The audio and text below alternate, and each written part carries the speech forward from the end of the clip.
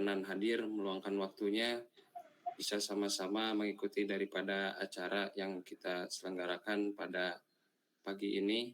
Semoga apa yang kita dapatkan senantiasa bermanfaat dan berkah untuk kita semua. Ucapan permohonan maaf dari kami apabila ada kekurangan pada acara ini, kami mohon maklum apa adanya karena acara ini diselenggarakan dengan menggunakan media online. Maka dari itu kami menyadari bahwasannya banyak kekeliruan dan kesalahan, maka kami mohon maaf sebesar-besarnya, dan juga kami mohon dukungan kepada seluruh peserta hadirin dan juga kepada dosen STQ Ar-Rahman untuk bisa mendukung daripada acara-acara yang memiliki nilai positif dan baik, sehingga acara ini bisa terus eksistensi dan berkembang di kampus kita, kampus STQ Ar-Rahman. Mungkin sekian yang bisa disampaikan. Mohon maaf apabila ada kekurangan. Allahul muwaffiq ila aqwamit thariq, billahi taufiq wal hidayah. Assalamualaikum warahmatullahi wabarakatuh. Waalaikumsalam warahmatullahi wabarakatuh. Terima kasih kepada Al-Furqan Adam atas sambutannya. Baik, sambutan yang kedua yaitu ketua pelaksana pada kegiatan pagi hari ini. Untuk Kak Sabrina Nisa, waktu dan tempat kami persilakan. Baik, bismillahirrahmanirrahim. Assalamualaikum warahmatullahi wabarakatuh.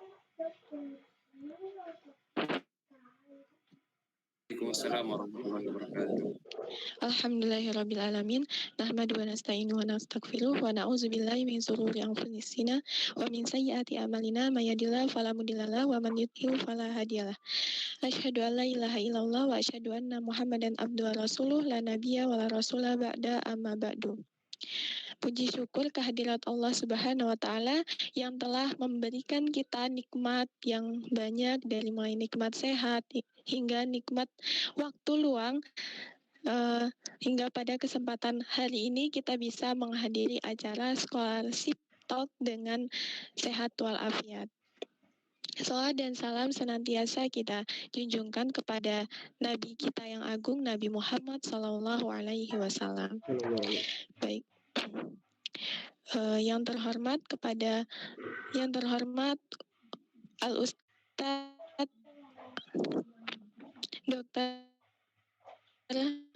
Dr.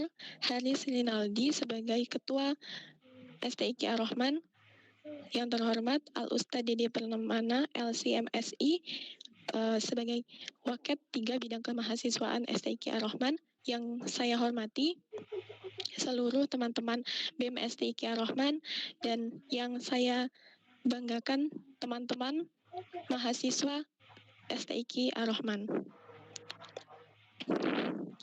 Yang pertama, saya ucapkan terima kasih banyak kepada seluruh panitia yang terlibat dalam acara pada pagi hari ini, yang telah meluangkan waktunya dan tenaganya hingga bisa berkontribusi untuk dapat mensukseskan acara pada pagi hari ini. Kemudian yang kedua, saya ucapkan terima kasih banyak kepada teman-teman yang hadir, teman-teman mahasiswa yang meluangkan waktunya hingga bisa hadir untuk dapat menyimak acara Scholarship Talk pada pagi hari ini. Kemudian, alhamdulillah acara ini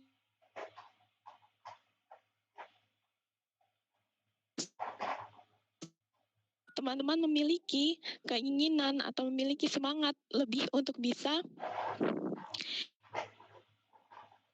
studinya. Mungkin ada yang ingin melanjutkan studinya S2 di luar negeri. Maka dengan itu kami dari Departemen Relasi dan Diplomasi mengadakan acara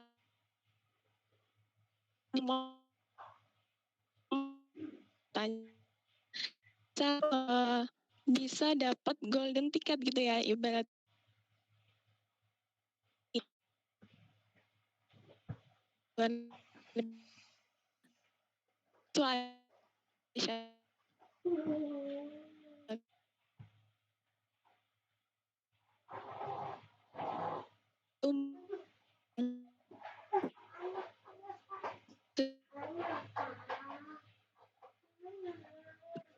bertanya banyak hal kepada narasumber.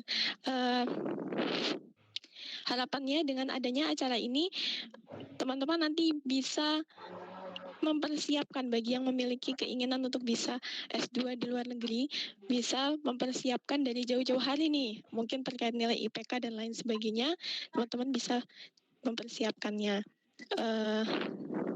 Yang terakhir, permohonan maaf kepada seluruh teman-teman di sini yang hadir karena tadi ya acara kita online dan keterbatasan serta kekurangan yang ada dari acara yang dilaksanakan pagi hari ini. Kami dari saya mewakili teman-teman panitia semua mohon maaf sebesar-besarnya. Semoga acara pada pagi hari ini dapat bermanfaat dan buat teman-teman semua dan berjalan dengan lancar tanpa ada suatu hambatan apapun. Sekian dari saya. Wassalamualaikum warahmatullahi wabarakatuh. Waalaikumsalam. Waalaikumsalam warahmatullahi wabarakatuh. Baik, terima kasih kepada Nisa atas sambutan yang telah atas. Acara yang selanjutnya yaitu diskusi dan tanya jawab. Alhamdulillah sudah memasuki acara inti. Sebagaimana telah diumumkan, acara pada hari ini mengambil tema tentang melangkah pasti menggapai mimpi, peta jalan menuju beasiswa luar negeri. Untuk itu, kita semua tentu sangat membutuhkan informasi, sekaligus sebagai upaya menyamakan persepsi, sebagaimana yang kita harapkan bersama pada acara kali ini. Sebelum penyajian materi, izinkan saya menyampaikan sedikit pengantar terkait materi yang akan disampaikan oleh penyaji. Pada dasarnya, forum-forum ilmiah seperti ini sangat penting sekali, terlebih bagi kita sebagai mahasiswa. Bahwa penyampaian informasi tersebut akan lebih mudah dipahami apabila diskusi berjalan dengan efektif. Itu diharapkan kepada seluruh hadirin, kepada seluruh peserta untuk dapat memperhatikan dan mengikuti diskusi dengan sebaik-baiknya. Selanjutnya, saya sampaikan beberapa ketentuan acara inti kita sebagai berikut. Yang pertama, selama dialog antara moderator dengan narasumber, peserta tidak diperbolehkan melakukan interupsi. Yang kedua, sesi tanya jawab akan dibuka setelah dialog selesai dengan interupsi dari moderator. Yang ketiga, selama acara berlangsung, diwajibkan para peserta untuk on cam dan menggunakan background yang telah tersedia. Untuk menyemarakkan acara diskusi, sengaja kami mengundang seorang pembicara yang ahli dalam memberikan motivasi dan memantik rasa Kalau biasanya pengalaman saya ketika diajarkan oleh Ustadz Dede, setiap pengajaran-pengajaran dari beliau itu memberikan rasa yang semangat untuk kami, dikarenakan cara ngomong beliau itu yang santai dan mudah diterima bagi mahasiswa. Beliau itu adalah Ustadz Dede Permana LC MSI. Beliau lulusan dari Universitas Indonesia dan juga Universitas Al-Azhar Kairo. Jabatan beliau sekarang yaitu Waqed 3 di bidang kemahasiswaan kampus FTIK Rahman, sekaligus juga menjadi dosen pada mata kuliah Bahasa Arab. Coba kita sapa dulu beliau. Assalamualaikum Ustaz. Ya, waalaikumsalam warahmatullahi wabarakatuh.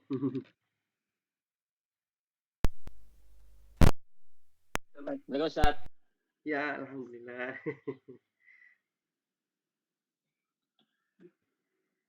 Wan, kameranya mati. Kameranya mati.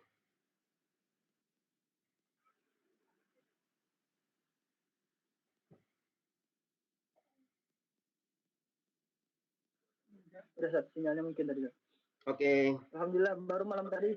Ya, baru malam tadi saya dan beliau bertemu dengan acara kampus. Dan pada kesempatan malam tadi, saya yang ditanyakan beliau tentang pertanyaan-pertanyaan. Pada kesempatan ini, saya balas, Ustaz. Saya menanyakan banyak pertanyaan kepada Ustaz. Oke, boleh. Baik, sebelumnya perihal tema ini, saya jadi teringat ungkapan oleh ulama kita, yaitu Imam Asy-Syafi'i. Kata beliau, merantaulah orang berilmu dan beradab, tidak diam beristirahat di kampung halaman. Tinggalkan negerimu dan hidup asing di negeri orang lain. Singa tak tinggalkan sarang, tak akan dapat mangsa. Anak panah jika tak tinggalkan busur, maka tak akan kena sasaran. Begitulah kiranya Imam Syafi'i menggambarkan tentang berburu ilmu, agar menjadi santapan untuk akal dan jasmani kita. Maka dari itu ada banyak jalan dalam menggapai dan bisa melakukan perkuliahan ke luar negeri. Dan inilah yang akan dibahas oleh Ustadz Dede Permana pada kesempatan ini. Baik Ustadz, mungkin langsung saja kita masuk pada sesi diskusi. Jadi yang ingin saya tanyakan pertama itu Ustadz, mungkin Ustadz bisa sharing pengalaman Ustadz waktu kuliah di luar negeri, bagaimana di sana, bagaimana kondisi di sana, dan bagaimana keadaan-keadaan antara perbedaan kuliah di luar negeri dan kuliah di Indonesia. Mungkin demikian Ustaz. Oke, bismillahirrahmanirrahim. Assalamualaikum warahmatullahi wabarakatuh. Waalaikumsalam warahmatullahi wabarakatuh. Alhamdulillah wassalatu wassalamu ala rasulillah. Ya, terima kasih sekali ini ya kepada teman-teman dari BEM ya, Saudara Al-Furqan Adam, Saudara Oli Rahman, ya satu persatu mungkin tidak cukup waktunya untuk disebut ya. Ya, pada panitia-panitia ya, dan khususnya Saudara moderator ya Ahmad Mustafa Al-Hanif ya, Al-Banjari ya. Alhamdulillah semalam ada yang ditanya dan pagi ini gantian nanya. Merasa berdosa. Dosanya itu apa? Kenapa cuma nanya sekali gitu? Kenapa nggak berkali-kali nanyanya ke Hanif? Ya, terkait bagaimana suasana di luar negeri tentu berbeda dengan di dalam negeri. Jangankan antara luar dalam, antara kita aja di berbeda provinsi juga sudah banyak perbedaan. Apa yang membedakan antara luar dalam dan dalam negeri? Ya, pasti banyak. Dalam hal ini kita bahasnya di ranah tentang perkuliahan ya. Kalau misal kita katakan ilmu yang mau kita ambil di luar negeri tersebut adalah memang di sana banyak pakarnya, nah itu berarti kita mendapatkan sebuah tempat untuk berkonsultasi yang banyak. Nah itu saja ya yang jadi titik utamanya. Ingat kita ke luar negeri kan tujuannya bukan jadi turis, bukan jadi TKW atau TKI. Ya, memang kalau tujuannya untuk jadi pelajar ya baik S2, S3, S1 bebas. Nah, tentu harus dilihat dulu negerinya itu negeri apa dan kepakaran guru-gurunya itu seperti apa. Gitu ya. Dalam hal kajian Ustadz dulu di bidang hadis ya memang banyak para ulama-ulama hadis yang dari Mesir. Sehingga ketika kita ingin mendalami suatu hal yang sangat detail, yang sangat pelik terkait hal tersebut, kita mintanya misalnya cuma 3 pertanyaan, beliau ngasih 15 jawaban bisa.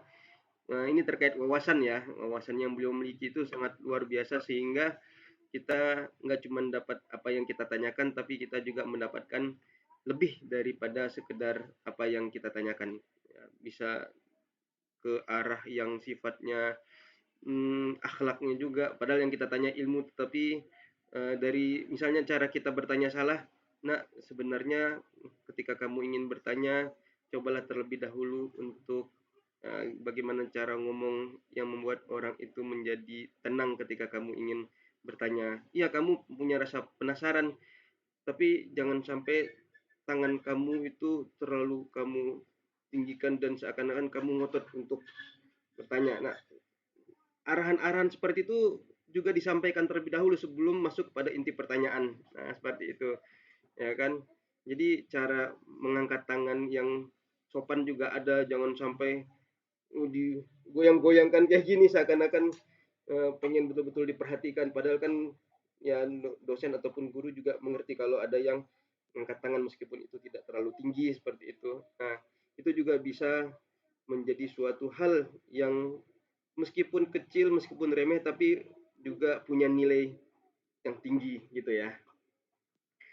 Sehingga kita ketika mengetahui terkait dengan apa yang beliau-beliau sampaikan, itu membuat nilai kita menjadi lebih bagus ya.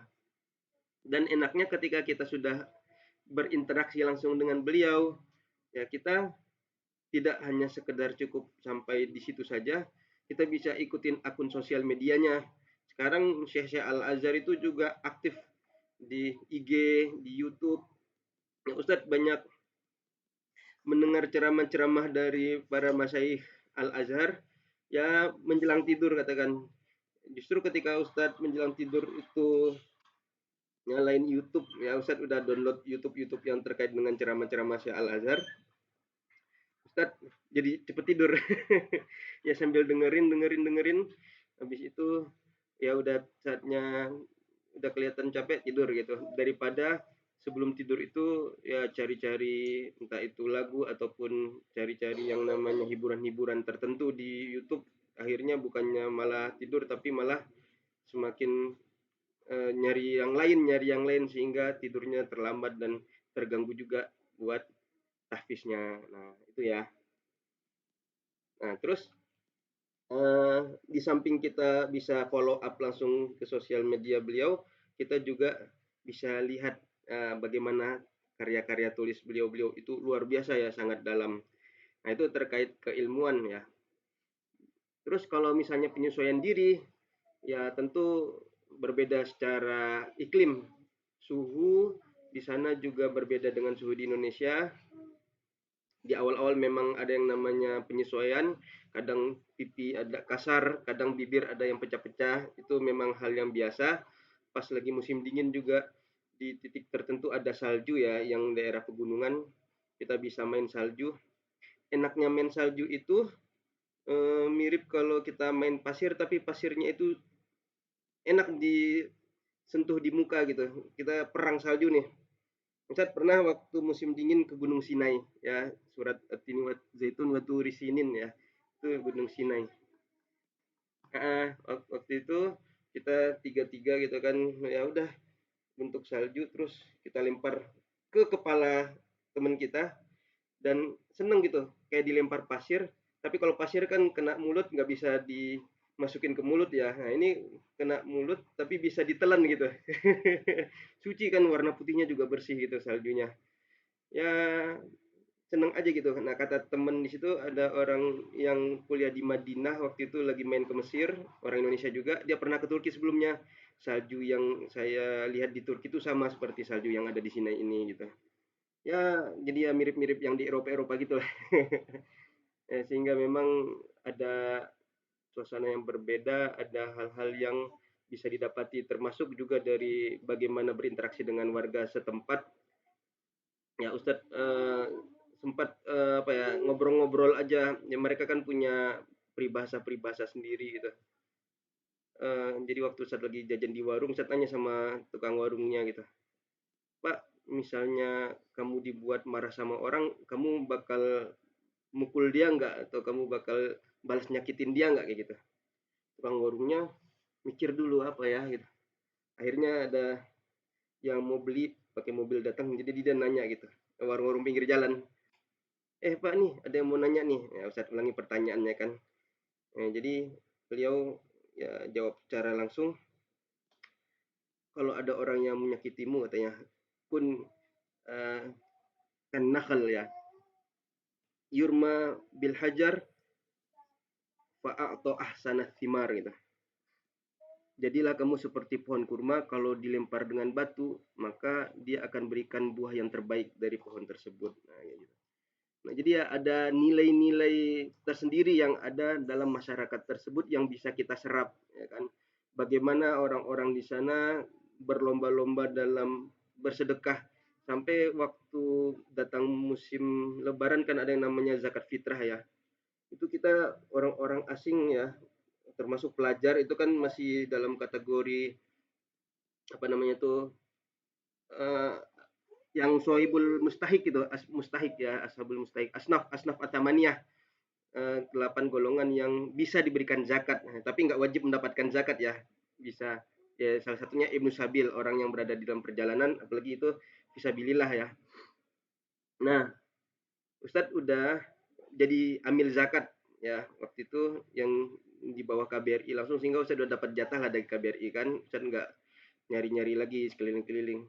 Nah, tapi ternyata ya sebelum Lebaran itu imam masjid yang ada di dekat rumah Ustadz itu ngejar-ngejar Ustadz pas Ustadz udah keluar dari masjid.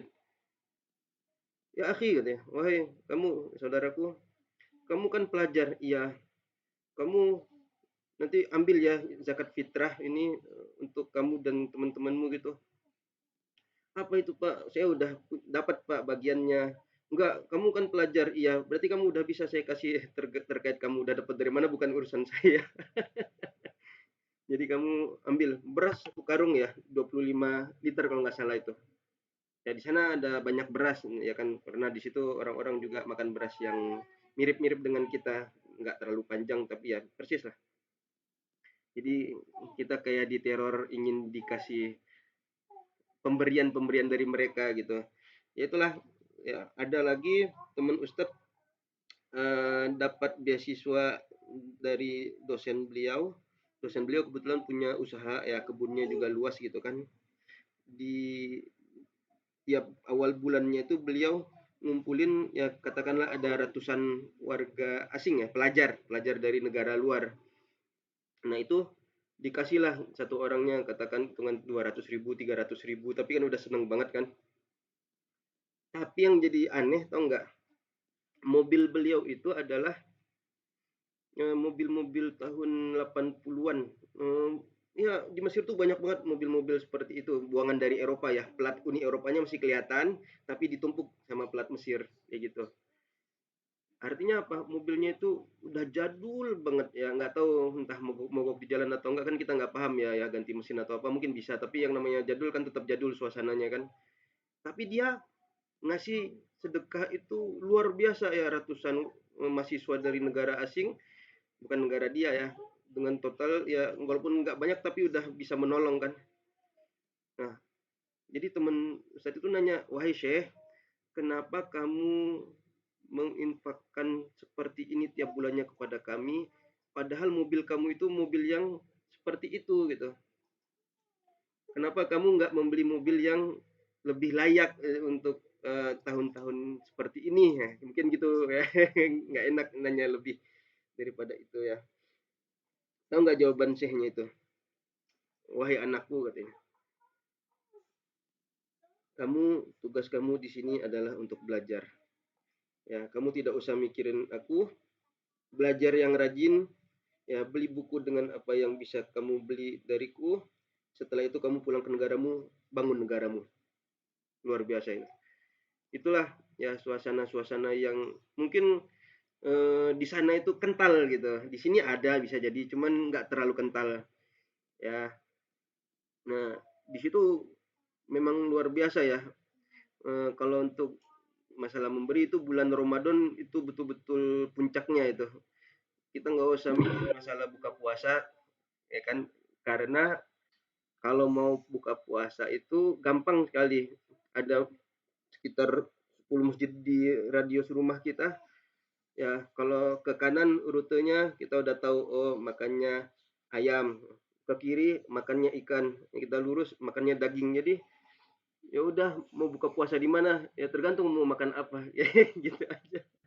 Udah disediain ya habis sholat maghrib itu minumannya juga, mifrosnya itu yang alas untuk makan di atas karpetnya itu plastiknya kan. Jadi mereka itu ya berlomba-lomba untuk bisa memberikan yang terbaik. Ibaratnya ya seperti itu ya. Ada lagi ya teman-teman ya, yang suka nguber-nguber musaadah istilahnya itu. Ada orang-orang yang gemar memberi, dia ngasih info di hari apa akan diadakan pemberian uang sejumlah misalnya 100.000 untuk para pelajar, yang penting bawa paspor dan bawa ini kartu kuliahnya misalnya kayak gitu. Dia pengen ngasih aja.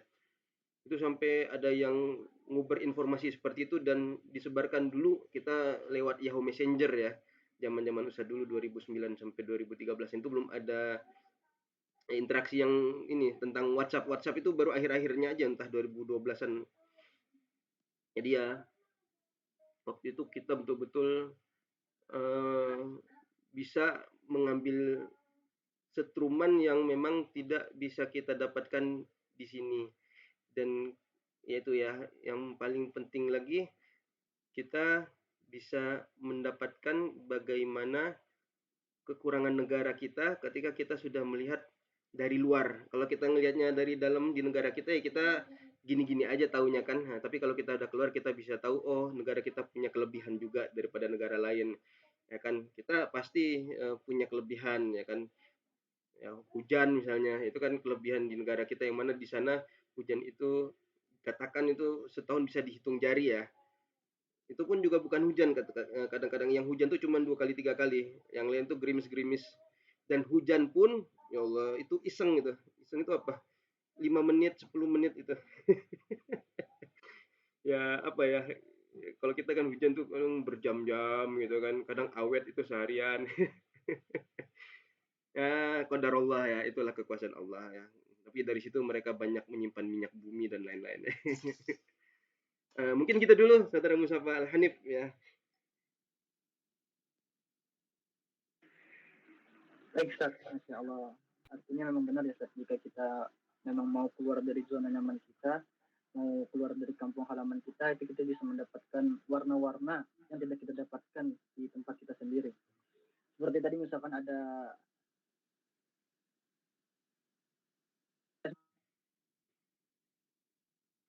di tempat-tempat orang-orang jual es krim aja, Ustaz. Tidak ada di depan rumah atau di tempat-tempat lainnya.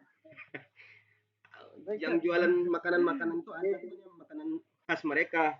Yang lewat-lewat depan rumah ada full gitu. Itu full itu apa ya, kuah kacang. Jadi kan kita kalau Ya, beli roti kalau yang pernah umroh atau mungkin namanya roti Maryam kira-kira gitu ya. Ya, tapi ya roti kosongan gitu aja. Nah, di apa namanya tuh, di belah itu di toel-toel pakai kuah kacang itu ya. Mereka tuh seneng banget seperti itu. Ya ditambah gorengan-gorengannya, ditambah kalau ada yang ayam, ada yang daging. Ya kayak gitulah. Tukang yang lewat-lewat, selain itu tukang barang rongsokan. Itu sering banget lewat-lewat bawa keledai gitu ya. Ya yang lain apa ya, kadang-kadang apa tukang perabot kelontong gitu pakai pick up. Tapi kalau jajanan-jajanan ya di titik-titik tertentu ada tukang sandwich kayak gitu. Ya di gedung-gedung di lantai paling dasarnya itu ada banyak toko-toko gitu aja. Nggak usah khawatir lah, itu masalah kecil.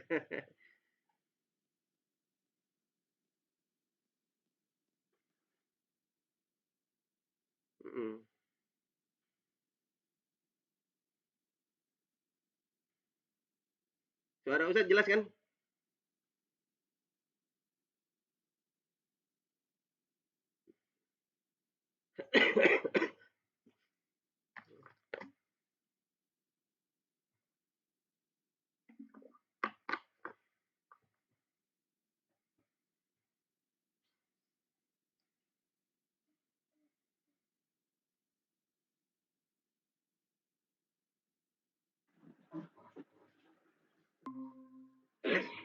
apa, Ustaz? Tadi potong ya, mungkin sinyal Ustaz bermasalah ini, Telkomsel. Ya, Nggak apa-apa. udah jelas, Ustaz. Alhamdulillah. Ya, Ya, ada tadi pertanyaan yang belum nanya dijawab tadi tentang atau gimana? terkait beasiswa, Ustaz. Oke. Bagaimana itu tips-tipsnya dan syarat-syaratnya, Ustaz? Oke, sekarang Ustaz mau bahas yang spesifik ya. Jadi kalau nanti nggak paham bisa ditanyakan. Ustadz memang melihat banyak sekali sumber beasiswa dan tidak ada satu sumber pun yang ngasih tanpa syarat ya gitu. Makanya kalau kita mau melamar ke suatu beasiswa, pelajari terkait persyaratan yang mereka inginkan dan seperti apa skema beasiswa, biar kita juga ketika sampai di tempat tujuan kita bisa siap dengan apa yang ada dari beasiswa tersebut.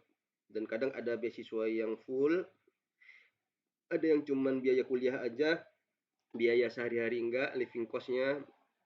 Ada yang dia itu kasih biaya kuliah, biaya living cost tapi tiket enggak, nah, kan macam-macam gitu kan. Ustadz di sini ingin cerita terkait PPSL. Nah, PPSL itu program pelatihan studi lanjut luar negeri ya ini. Kalau Ustadz kemarin itu ikut programnya Kemenak yang 1 bulan di Malang ya. Pasnya sih 3 pekan 2 hari ya. Nah, Jadi Ustadz kemarin itu mengikuti prosedur, ya syarat-syarat itu pasti banyak. Ustadz share screen nggak apa-apa ya? Share screen. Nah,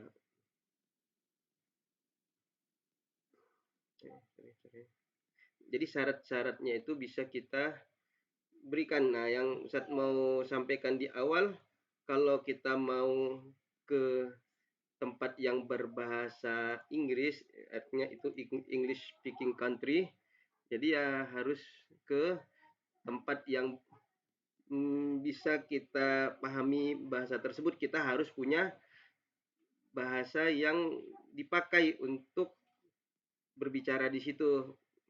Ya minimal TOEFL kita ada yang mensyaratkan 500, ya kan?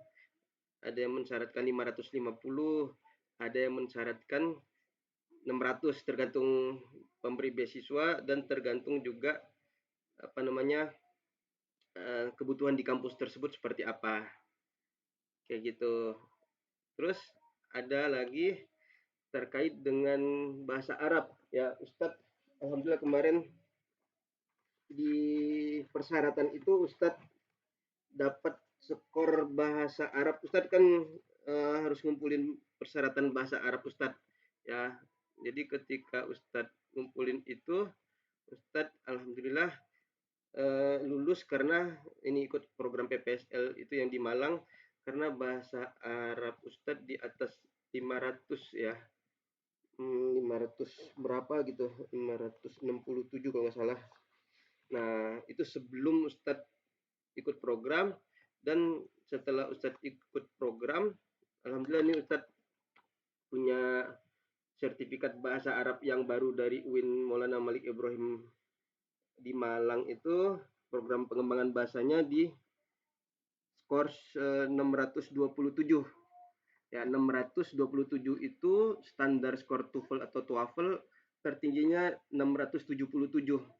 Jadi Ustadz tinggal 50 poin lagi udah mentok tuh, nggak bisa naik lagi. Udah sampai di 627. Nah, ini skor dari TOEFL-nya, TOEFL. Jadi kalau yang mau ke negara-negara berbahasa Arab ya harus mendalami bahasa Arab tersebut. Kalau misalnya mau ke negara berbahasa Inggris harus bisa mendalami bahasa Inggris tersebut gitu ya. Nah, terus yang kedua diminta kalau masalah surat-surat identitas. Tes. Tadi terputus banyak nggak? Ya, terputus-putus.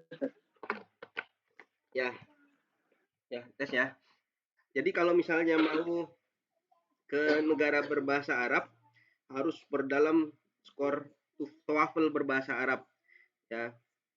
Alhamdulillah Ustadz di angka 627 udah dapat skor TOEFL. Itu punya skor tersendiri nanti kalau kita bersaing lagi untuk ngambil beasiswa ya, karena ini masih persiapan beasiswa sehingga kita dilatih agar bisa mendapatkan beasiswa yang disediakan sama program tersebut. Nah, ini koneksinya naik turun.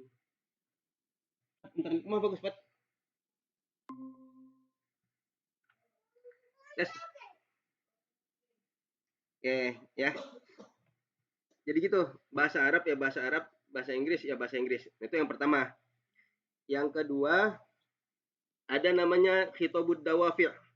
Khitabud Dawafi' itu adalah motivation letter.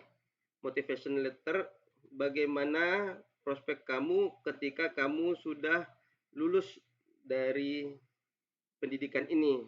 Ya, pendidikan ini adalah sebuah sarana untuk bisa melanjutkan cita-citamu. Makanya di situ Ustadz pengen sedikit sharing-sharing terkait motivation letter ini. Ya kan, nah ini sekedar punya Ustadz ya, dan dengan ini Ustadz dapat tiket pulang pergi ke Malang.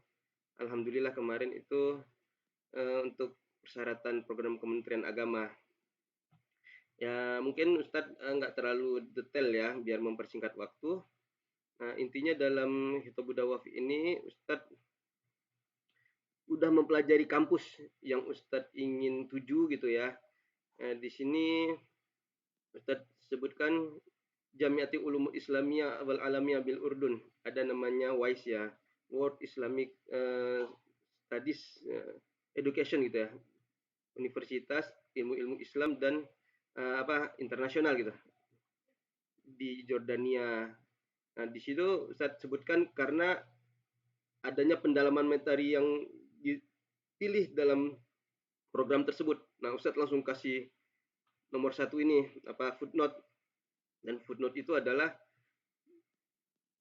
ininya mata kuliahnya yang ada di dalam kampus tersebut, ya kan. Sehingga dengan mata kuliah yang Ustadz kasih tersebut, ya pihak Kementerian Agama yang menyeleksi juga paham, oh ini orang memang betul-betul sudah mendalami terkait materi-materi apa yang ingin dia pelajari nanti kalau dapat beasiswa kayak gitu kan. Nah, karena untuk hadis sendiri belum ada program khusus S3-nya. Kalau bahasa Arab ada program khusus S3 di Indonesia ya. Di Indonesia maksudnya di Malang ya. Kalau kayak tafsir itu banyak banget program S3-nya.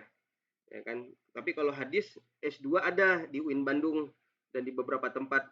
Ya kayak di UIN Sumatera Utara ada. Tapi kalau untuk S3 sama sekali belum ada. Nah, makanya di situ S3 hadis Ustadz pilih di kampus yang ada menyediakan. Oke, di situ Ustadz juga sudah jelaskan di situ kenapa Ustadz terangkan, karena di Jordan tersebut Ustadz berminat dan Ustadz lihat itu latar belakang kampusnya. Nah, ada sebagian kata-kata yang Ustadz peras dari visi misi kampusnya juga. Kayak terus cerita apa realitas yang terjadi sekarang, ya kan.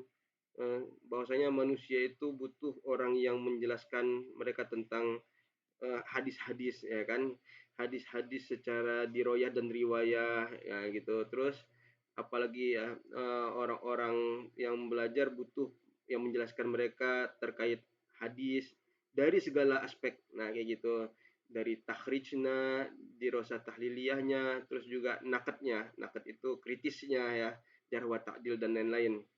Walakin al-asaf sayangnya orang-orang yang mendalamnya di ilmu ini tidak banyak di negara kita Indonesia. Ya, itu Ustadz coba pelan-pelan menjelaskan kenapa kok butuh Kementerian Agama itu mensponsori Ustadz untuk bisa belajar di sana gitu.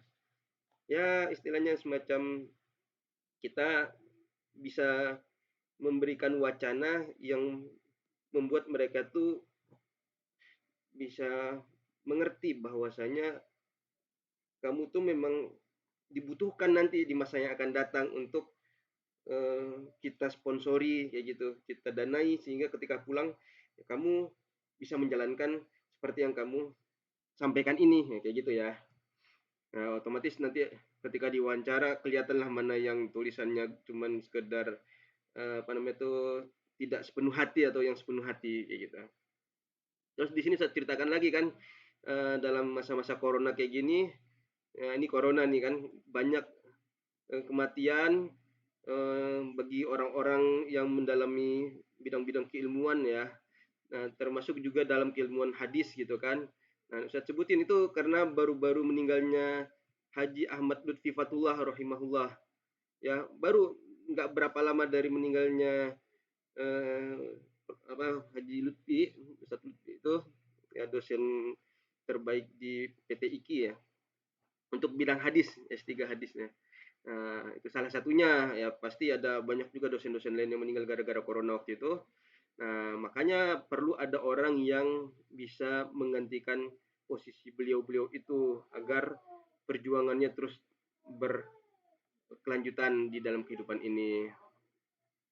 Nah, Ustadz juga sebutin di situ ketika Ustadz dulu belajar di Al-Azhar, ya Ustadz sampaikan Ustadz senang dan semangat dalam mendalami bidang ini.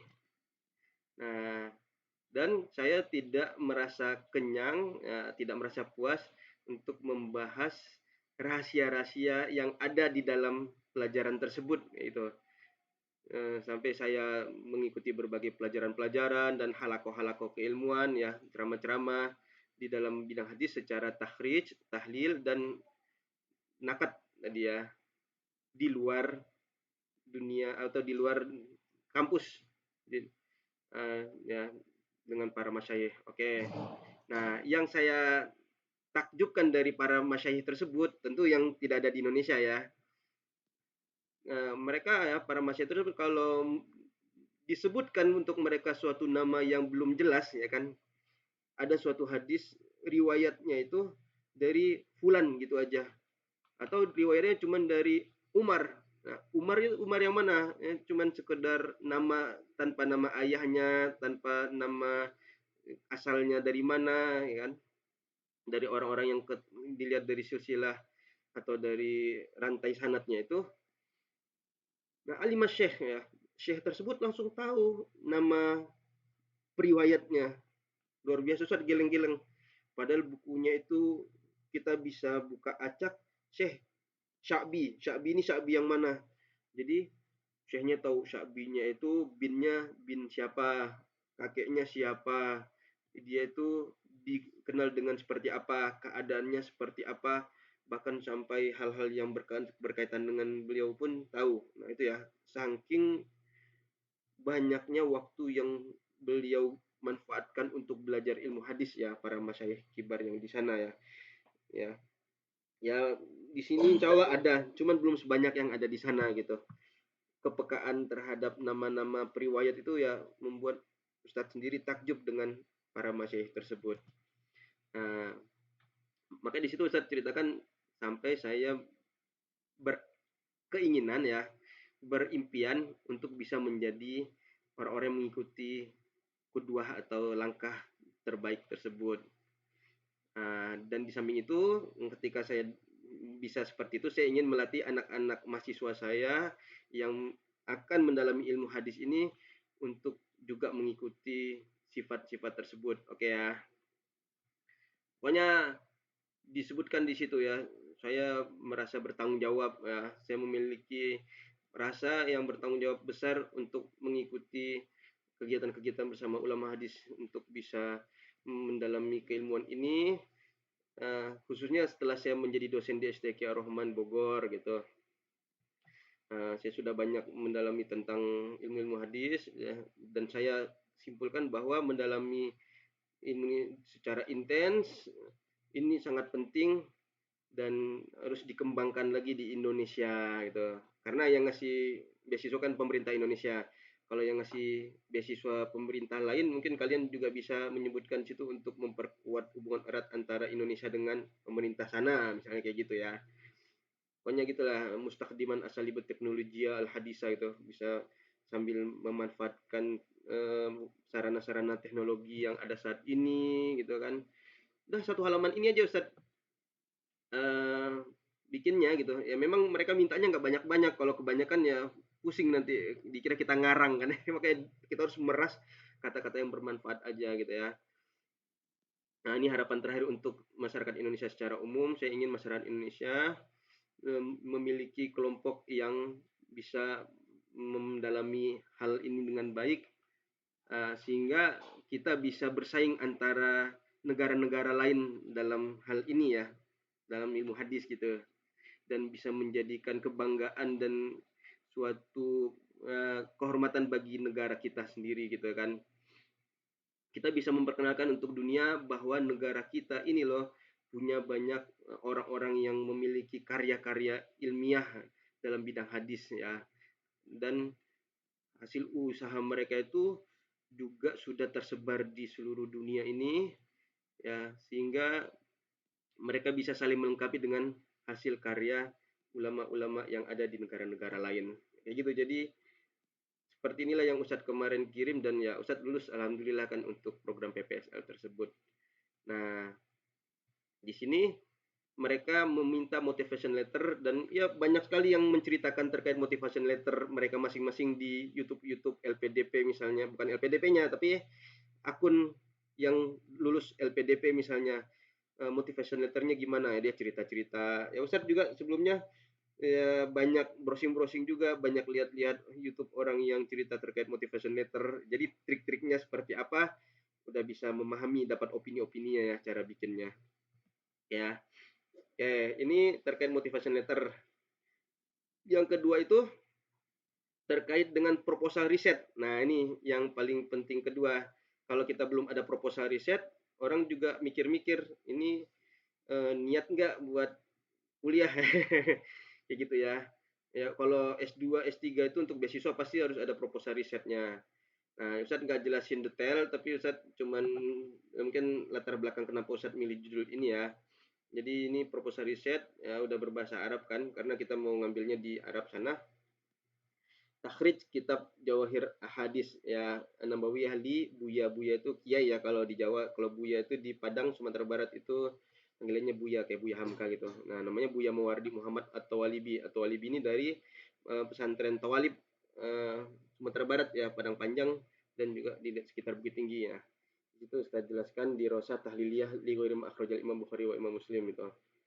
Ini adalah studi tahliliyah, betul-betul kita itu ingin mempreteli ya secara takhrijnya, secara suasana-suasana yang ada di para periwayatnya. Nah, jadi sebelumnya juga Ustadz tanya-tanya ke senior-senior Ustadz yang di bidang hadis ya. Kalau diangkat judul ini untuk menjadi proposal riset itu layak nggak ke luar negeri kayak gitu kan. Nah, ini persyaratannya cuma 7 halaman kok ya. 5 sampai 7 halaman udah bisa. Jangan terlalu banyak juga soalnya ini kita harus bisa mencari kata-kata yang paling pentingnya aja. Mereka biasanya membatasi, kalau kebanyakan juga nanti ya tambahan-tambahan yang nggak pentingnya itu dimasuk-masukin sehingga cuman manjang-manjangin halaman aja. Padahal yang diinginkan adalah intinya gitu. Nah, kata senior Ustadz ketika Ustadz tanya ini masih layak apa, ini cocok nggak untuk diangkat? Oh, justru ini harus diangkat agar apa? Kita bisa menjelaskan kepada negara-negara di luar Indonesia bahwa Indonesia itu punya orang-orang yang berkontribusi di bidang hadis, harus diangkat nama-nama tokoh-tokoh Indonesia. Nah, karena memang kita bisa memberikan sebuah kontribusi untuk dunia dengan kita menjelaskan karya-karya ulama-ulama yang ada di Indonesia. Nah, di situ Ustadz jadi semangat. Udah akhirnya dibuatlah sebuah khitatul bahas ini untuk proposal. Ya biasa proposal ya, ada pendahuluan, terus juga ada yang namanya latar belakang, ada lagi yang namanya pembatasan masalah, ya kan? Ya mirip-mirip kalian kalau lagi bikin skripsi, cuman ini mungkin lebih dalam lagi ya secara metodologi. Ya soalnya S3 kan juga sudah luas ya secara metodologinya ya. Ada lagi terkait dengan urgensi pembahasannya apa, ya kan? Nah, kita jelasin ya pokoknya yang terkait dengan penelitian kita lah, dan tiap orang kan tentu berbeda-beda urgensinya gitu ya. Kayak mungkin sampai di sini dulu untuk yang saya jelasin. Yang jelas kita akan diminta yang seperti ini. Kalau yang lain kayak kumpulin KTP, ngumpulin surat pernyataan bermaterai itu ya pasti ada, tinggal dilengkapin. Tapi yang intinya bahasa, motivation letter, sama proposal. Ini yang harus dipersiapkan matang-matang. Jadi itu ya yang paling penting, dan semoga kalau kalian belum puas di sini terkait proposal, terkait motivation letter, kalian bisa cari-cari sendiri di akun YouTube manapun, silahkan, dan bandingkan dengan yang lain, ambil apa poin-poin pentingnya. Itu ya Musafah Al-Hanif, tafadhol. Masya Allah. Jadi bagaimana siswa negeri itu banyak ya, bukan hanya di satu tempat atau di dua tempat, tapi banyak. Namun yang jadi poin itu adalah siapa yang mau mengambilnya, siapa yang mau berusaha mengambilnya. Betul, banyak banget, subhanallah. Ya, pinter-pinter kita mencari, ibarat kita mau nyari ikan di laut nih, ya di laut tuh banyak banget ikan kan, tapi kan meskipun banyak, nggak langsung pas tangan kita celupin langsung ini ikan, kan nggak gitu kan, harus ada pancingan, dipancing juga ada umpan, harus ada jaring gitu kan, ya perlu usaha gitu, ikhtiar lah kalau di bahasa syariahnya kan. Ikhtiar itu perintah Allah. Allah tuh nggak hanya sekedar nyuruh kita berdoa tiba-tiba Allah kasih semua yang kita inginkan, ya, tapi Allah pengen lihat apa yang kita bisa usahakan. Meskipun usaha kita belum berhasil saat ini, bisa jadi nanti kita ambil pelajaran, usaha lagi yang lain, di suatu saat nanti Allah bisa kasih kesempatan buat kita karena kita nggak menyerah. Bisa jadi kayak gitu ya. Wallahu a'lam. Ini pokoknya antara keinginan Allah sama takdir yang ada, kita sudah bertawakal.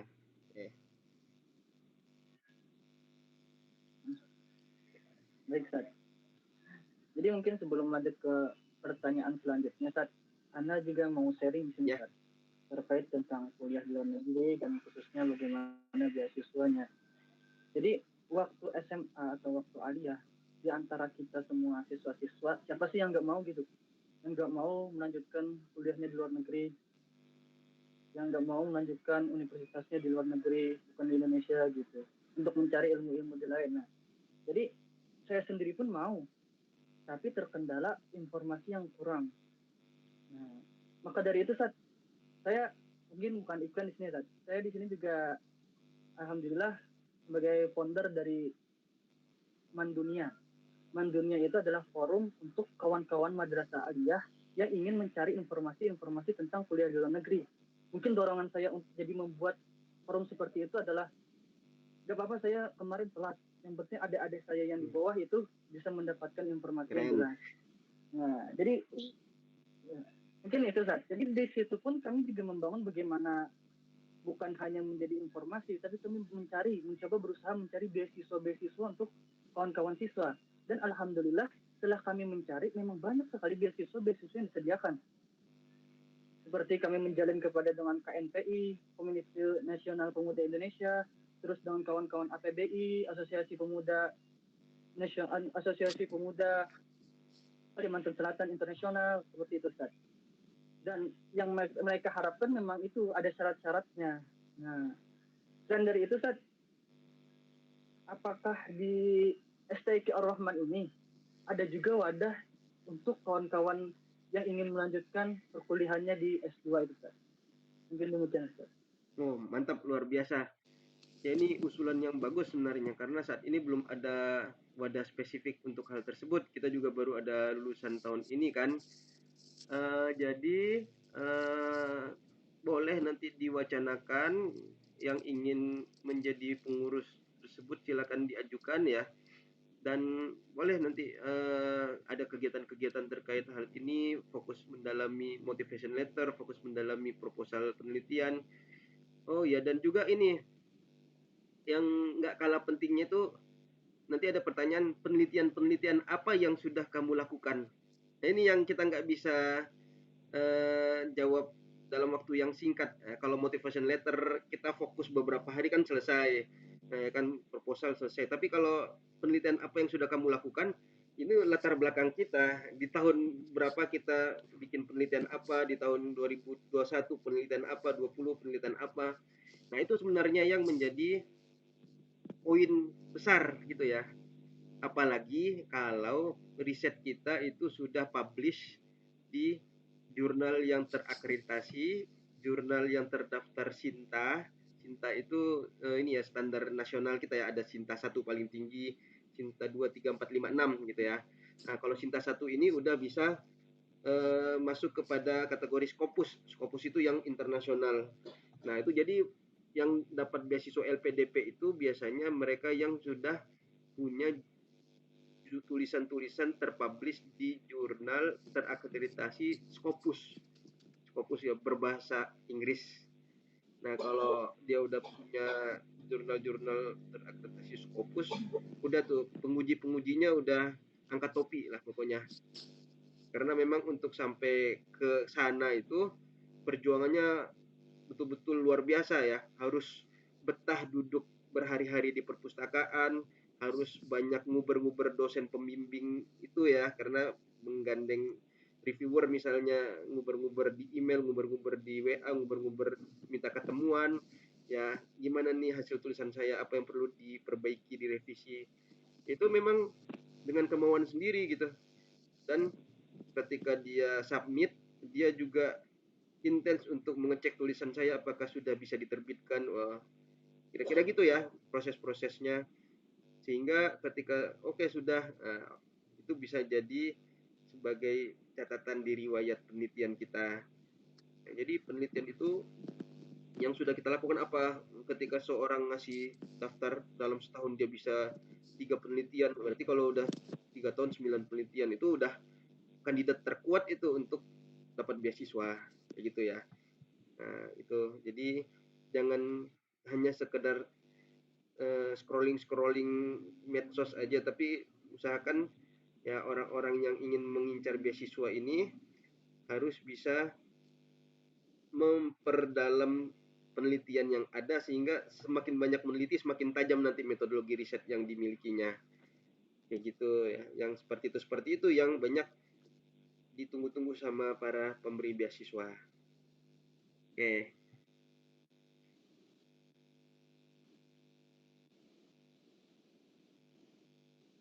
Iya, baik, Ustaz. Alhamdulillah, Ustaz. Jadi mungkin masuk ke pertanyaan terakhir nih, Ustaz. Ustaz kan lulusan dari Universitas Al-Azhar Kairo, Ustaz. Betul. Jadi di sana itu syarat dan persiapannya untuk kuliah di sana apa aja, Ustaz? Mungkin di antara kawan-kawan ada yang menginginkan lanjut kuliah di sana. Bisa Al-Azhar. disampaikan, Ustaz? Kalau mau lanjut Iya. S2, Al-Azhar hanya mengkhususkan buat lulusan S1-nya. Sama seperti Madinah, S2 di Madinah, S3 di Madinah hanya lulusan S1, S2 di Madinah saja. Makanya Ustadz nggak bisa kalau S1 di Azhar, S2 di luar, terus S3 di Azhar lagi, nggak bisa. Makanya Ustadz bisanya ke tempat lain. Kalau Jordan bisa, Malaysia bisa, gitu, yang IIUM, Maroko bisa, ya kan, Mesir ada beberapa kampus yang bisa selain Al-Azhar.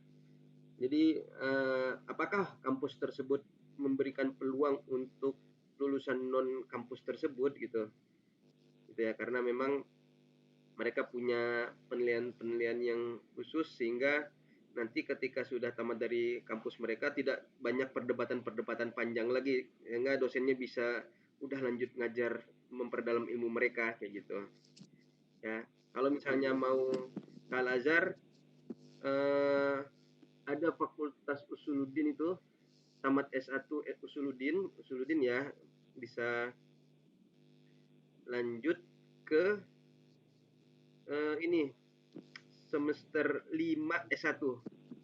Jadi dia nambah 2 tahun S1, karena kalau S1 total kan 4 tahun. Dia nambah 2 tahun S1 di Al-Azhar, baru bisa lanjut S2 di Al-Azhar, S3 di Al-Azhar, kayak gitu. Ya, ada yang seperti itu. Tapi Ustadz belum tahu apakah itu berlaku untuk tafsir dan hadis juga atau enggak. Tapi untuk Usuluddin yang bidang filsafat akidah tuh ada. Sering orang-orang yang udah tamat S1 dari UIN Jakarta, tamat S1 dari Unida Gontor, ya pas nyampe di Mesir mereka ikut program akselerasi itu dari semester 5-nya sampai selesai semester 8, ya yang penting lulus ujian ya. Terus lanjut S2 di Al-Azhar. Tapi kalau S1 dari luar tiba-tiba mau ngelamar S2 di Al-Azhar nggak bisa, kayak gitu. Siap, Ustaz. Afwan, Ustaz, ini mungkin pertanyaan satu lagi, Ustaz. Tadi kan menyinggung Al-Azhar. Kan kampus kita ini sudah menjalin kerjasama dengan Sudan, dengan Turki juga ya, Turki Ustaz? Yang Kahraman, apa namanya agak sulit. Kahraman Mas, gitu lah kira-kira. Nah, itu kira-kira untuk mahasiswa bisa mendapatkan golden ticket dari kampus ini gimana caranya, Ustaz? Itu udah harus ajukan diri sendiri kepada pimpinan ya, Ketua STIQ Dr. Haris Renaldi, dan nanti ya Ustaz Dr. Haris Renaldi akan sampaikan ke yayasan. Tentu nanti ada poin-poin yang disepakati dulu sebelum mendapatkan beasiswa ya, terkait pengabdian berapa lama setelah selesai dari sana dan lain-lain itu harus diketahui ya. Intinya silakan ajukan diri ya kan, langsung ke Bapak Ketua nggak apa-apa, dan setelah mengajukan diri tunggu proses nanti dipanggil untuk pembahasan yang namanya deal-dealannya seperti apa. Yang jelas yang sudah bisa diproses itu yang Universitas Internasional Afrika itu yang kemarin didatangi kita, yaitu Ustadz Khairillah sudah mengajukan diri dan alhamdulillah sudah diproses. Insya Allah dalam waktu dekat Ustadz Khairillah bisa ke Sudan untuk ngambil S2 di sana. Yang baru mengajukan diri baru Ustadz Khairillah saja, yang lain belum gitu. Seperti itu. Jadi silakan ya, Ustadz dukung penuh.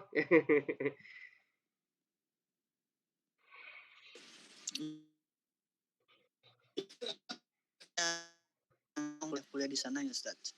Terlebih kita harus mengajukan diri ke pimpinan kampus agar diproses. Tapi tentunya sebelumnya jika kita ingin memancing, kita harus menyiapkan umpan. Sama halnya dengan jika kita ingin mendapatkan beasiswa S2, kita juga harus memperdalam ilmu-ilmunya ya Ustaz. Bagaimana jika kita di Sudan, kita harus memperdalam ilmu agama, ilmu bahasa Arab, di Turki juga bahasa-bahasa yang lain juga seperti itu ya Ustaz. Ya, soalnya apa? S2 itu kan orang-orang udah punya mindset, kamu udah punya landasannya waktu S1 gitu. Jadi ya kamu ketika diajarin tentang istilah-istilah ini ya nggak terlalu banyak bingung gitu kan. Ya kalau misalnya di sini di hadis S1 pindah ke luar negeri S2 misalnya di Sudan atau di Turki atau di mana gitu kan. Ya ketika dijelaskan, jadi ketika ada jarah akan seperti ini ya. Nggak akan bingung lagi jarah itu apa, seperti apa aplikasi jarah kan kayak gitu. Ketika nanti ada ta'arud ya bainal ahadis, nah itu akan seperti ini. Jadi udah lebih dalam dan lebih aplikasi lagi, dan yang namanya definisi dasarnya udah nggak diterangin lagi karena apa? Karena standar S2 kan gitu. Jadi betul-betul dalami semaksimal mungkin apa yang ada di S1 ya. Dan memang kalau untuk beasiswa itu mereka akan nanya IPK, itu dia masalahnya. Meskipun ada yang menganggap IPK itu nggak penting, banyak IPK rendah tapi sukses dalam hidupnya. Ya, sukses di luar akademis, ya sangat banyak gitu kan. Tapi kalau ingin di bidang akademis, ya suksesnya dengan IPK kayak gitu. Jadi silakan ya, apapun yang kita pilih ya, kita pengen IPK-nya rendah, kita pengen IPK-nya tinggi, itu akan kembali kepada diri kita sendiri.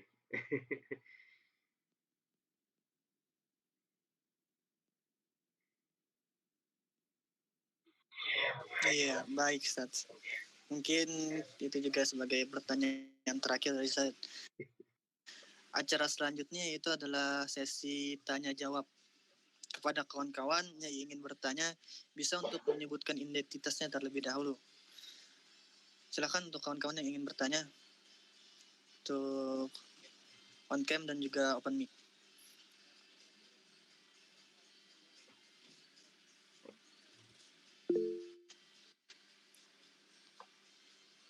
Baik, untuk Kak Aulia, dipersilakan Kak langsung memberikan pertanyaannya. Baik, Assalamualaikum warahmatullahi wabarakatuh. Waalaikumsalam warahmatullahi wabarakatuh. Perkenalkan, nama saya Auliaur Rahman. Saya dari program studi ilmu hadis semester 6 sekarang, alhamdulillah. Jadi Ustadz, sebenarnya saya ingin nanya ini Ustadz, yang tadi sebenarnya udah sempat disinggung sama Ustadz, kayak apa namanya, di Al-Azhar sendiri bahkan di Madinah itu tidak menerima mahasiswa yang untuk lanjut S2, sedangkan S1-nya itu tidak sebelumnya tidak pada universitas tersebut. Nah, sebenarnya ingin saya tanyakan adalah apakah kesempatan bagi mahasiswa yang kuliah di Indonesia, khususnya bagi khusus kampus-kampus seperti kita Ustadz yang masih baru, apakah sebenarnya ada kesempatan besar untuk melanjutkan S2-nya itu di luar negeri? Karena katanya sekarang makin sulit kemungkinan dari mahasiswa Indonesia untuk melanjutkan S2-nya itu di luar negeri Ustadz. Nah, itu yang ingin saya tanyakan. Apakah ada atau mungkin ada lembaga yang mewadahi, sebenarnya ada tapi kurang ke expose aja, mungkin seperti itu.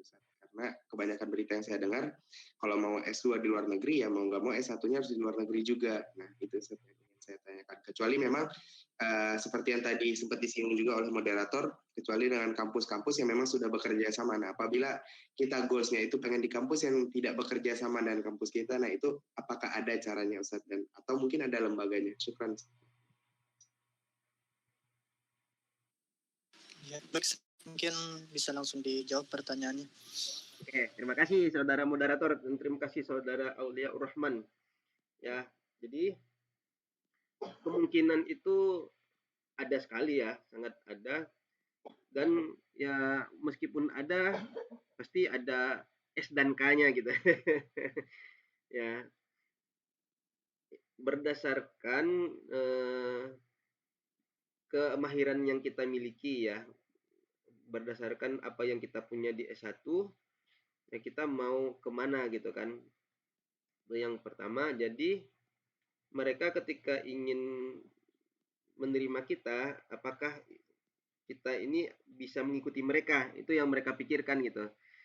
Jadi nanti ijazah kita itu kan ada transkrip nilai, itu diterjemahkan ke yang negara Arab bahasa Arab, ke yang negara berbahasa Inggris, English speaking country itu bahasa Inggris. Nah, sekarang masalahnya itu bukan di masalah mungkin atau tidak kalau misalnya belum ada MOU. Yang jadi masalah kita itu mampu atau tidak menyesuaikan kampus itu. Kampus itu mungkin punya standar IELTS yang tinggi. Kampus itu mungkin memiliki karakter khusus untuk judul-judul yang mereka inginkan. Misal kita mau ngelamar ke Malaysia, nah, terus kita bikin misalnya proposal penelitian terkait dengan kezoliman raja-raja Melayu terhadap rakyatnya. Ya mana mungkin itu proposalnya diterima kan kayak gitu. Tapi ya kalau misalnya kita punya pembahasan riset yang dikiranya bisa menunjang negaranya gitu kan, misalnya apa, hubungan diplomatik antara Malaysia dan Indonesia beserta pengaruhnya terhadap kenaikan apa misalnya gitu kan, jumlah pelajar yang berdatangan dan bertukar di antara dua negara, itu misalnya itu kan jadi suatu hasil riset yang bisa mereka manfaatkan data-datanya. Jadi kayak gitu. Ya, ini gambaran kasarnya aja. Jadi apabila proposal riset kita itu dianggapnya menguntungkan, gitu kan, maka mereka akan cepat-cepat untuk bisa memproses kita ya dari hal lain, dari IPK-nya, dari motivation letter-nya, dari identitas-identitas yang lain gitu kan. Tapi kalau proposal riset kitanya tidak menarik mereka, ya kan, ini udah banyak yang bahas nih, ini udah dipahami dengan mudah nih ya, udah gitu. Intinya di situ kemampuan kita dikembalikannya, bukan di merekanya gitu. Secara akademis kita itu seperti apa, karena beasiswa itu terkait pendidikan ya. Jadi ya di bidang akademis kita akan betul-betul diuji terkait apa yang kita bisa ikuti dari mereka nanti ketika kita sudah diterima. Jadi MOU kampus itu sebenarnya hanya suatu silaturahmi antar kampus saja gitu, yang mana kita mungkin sudah ada janji-janjian apa terkait beasiswa dan lain-lain antar kampus. Jadi yang di beasiswa itu di bidang apa saja dari kampus sana, dan dari pihak akelnya akan ngasih apa. Jadi kan ada poin-poinnya tuh, panjang sekali tuh, kalau kalian mau lihat silahkan ya itu. Sehingga nanti kampus kita dengan kampus lain bisa saling bekerja sama. Nah, maka dari itu kalau misalnya ada kampus-kampus yang belum dikerjasamai dan mau dicoba silahkan. Tapi ya lihat kondisi kampusnya itu seperti apa. Ya, kondisi Al-Azhar seperti apa, kondisi Madinah seperti apa, ya, syarat-syaratnya apa saja kayak gitu. Ya kalau mereka memang mensyaratkan harus lulusan dari sana, ya ada aja yang tamatan S1 di Indonesia, dia ke Al-Azhar S1 lagi. Ya nggak rugi lah kalau menurut Ustadz ya, soalnya dia nyari ilmu kan, bukan nyari ijazah gitu kan. Ada orang yang kuliah cuma buat nyari ijazah, akhirnya dapat ijazah ya belum tentu kemampuannya itu bisa sesuai dengan apa yang diharapkan. Nah, jadi seperti itu kira-kira lah ya. Oke, gimana? Iya. Iya, baik Ustaz. Jawabannya luar biasa. Bagaimana penanya Kak Aulia, cukup jelas dengan pertanyaan beliau? Jawaban beliau. Ya, alhamdulillah. Syukran Iya, jazakumullah. Jadi ini ada pertanyaan kedua Ustaz dari Ardo Bintang Ramadan. Semester 2 ya Ardo. Semester 2 prodi ilmu hadis. Mau nanya Ustaz, kalau IPK, prestasi non akademik, hafalan Quran dan lain-lain, kira-kira akan banyak membantu lolosnya dalam tes masuk kuliah luar negeri atau dapetin beasiswanya tidak? Selain hal yang saya sebutkan di atas dan yang sudah Ustadz bahas, adakah hal lain yang dapat membantu kita kuliah dengan beasiswa? Oh, banyak ya. Ya, langsung jawab ya. Ya Ustadz, silakan Ustadz. Ya, hal lain itu doa ibu. Masya Kenapa Allah. nggak pernah kepikiran ya masalah itu? Sebanyak apa kalian berbakti sama ibunda kalian, kayak gitu kan? Itu bagi yang tidak bisa, banyak apa kalian sepertiga malam itu meninggalkan kasur untuk berwudu dan menangis jadi-jadinya di hadapan Allah. Kan itu bagian dari yang tidak boleh kita tinggalkan ya. Oke. Jadi misalnya apa yang membantu tergantung kampusnya gitu. Kalau kampusnya misalnya di Malaysia itu nggak mensyaratkan hafalan Quran, ya berarti kita bisa mendampingkan sertifikat hafalan Quran, tapi ya itu sebagai pendamping saja gitu. Ada kampus yang di Arab ketika ada hafalan Qurannya bisa lebih banyak peluang untuk lolos, ya bisa kayak gitu. Jadi ya macam-macam gitu, tergantung kampusnya masing-masing. Nah, kalau misalnya untuk misalnya kita mau lolos lagi dari segi penelitian, ya harus banyak-banyak punya karya penelitian gitu. Mereka ingin tahu kita itu udah meneliti apa saja selama ini di bidang yang kita tekuni. Kita di bidang tafsir, maka penelitian-penelitian itu misalnya kalian belum biasa untuk standar jurnal sekitar 12 sampai 15 halaman lah ya. Ya, jurnal-jurnal kita yang diroyah sama jurnal tafsir itu tafakur ya. Ya minimal aktif di UKM jurnalistik itu ada wadah untuk bisa publish ya, hitungan 1 halaman Word ya, kecil-kecilan dulu, 2 halaman Word bahas tentang suatu pembahasan yang ada di tafsir, bahas suatu pembahasan yang ada di hadis gitu kan. Pelan-pelan. Jadi ketika udah mulai terbiasa baru coba-coba bahas yang sifatnya makalah 12 sampai 15 halaman. Ya, mahasiswa itu boleh gandeng dosen. Jadi nanti namanya 2, nama mahasiswanya sama nama dosennya yang menulis makalah tersebut. Nggak apa-apa, walaupun dosennya hanya mengarahkan gitu kan. Tapi bisa langsung kirim untuk dipublish. Nah, itu yang menjadi poin besar ya, penelitian-penelitian apa yang sudah kita lakukan. Jadi dengan penelitian itu orang bisa ngelihat, oh ini kemampuan metodologi risetnya sudah banyak terasah. Nah, itu dia ya. Terus juga misalnya tentang agama, kita banyak dipercaya sama masyarakat, ceramah dari masjid ke masjid. Nah, itu bisa kita tuliskan juga di riwayat hidup kita, di CV, bahwasanya kita menjadi seorang dai untuk membahas kajian-kajian tafsir tematik. Bahkan bisa ditulis secara detail. Tanggal 13 Februari 2022 saya mengisi di Masjid Ar-Rahman dengan tema apa. Nah, nggak apa-apa temanya itu berbakti kepada orang tua menurut perspektif surat Al-Isra gitu kan. Dan itu disampaikan dari jam ini sampai jam ini, di CV-nya seperti itu ya.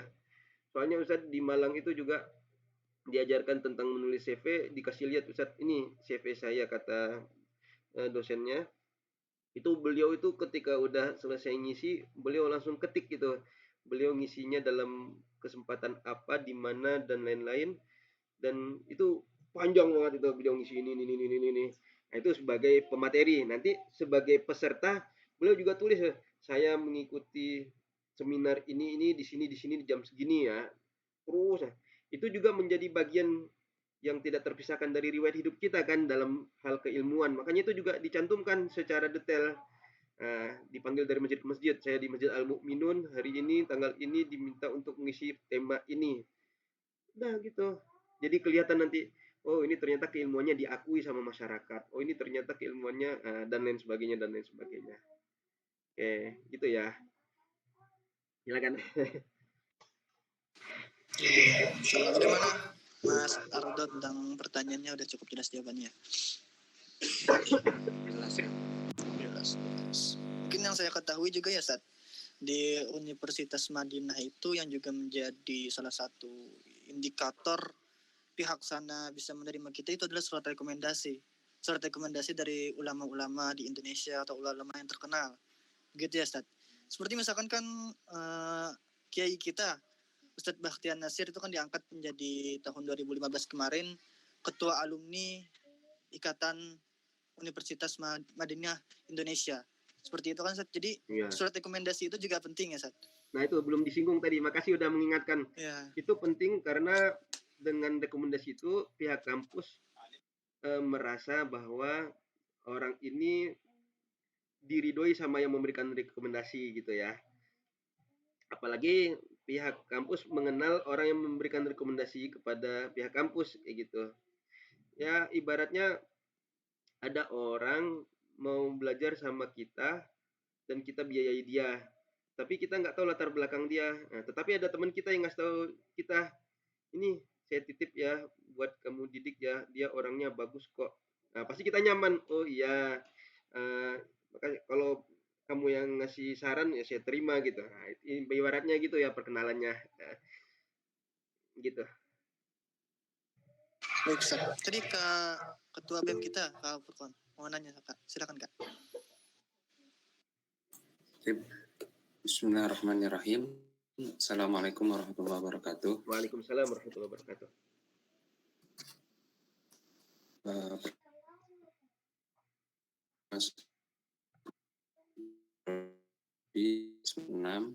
Terima kasih kepada moderator yang sudah memberikan saya kesempatan untuk bisa bertanya kepada narasumber kita, Ustadz Dede Permana.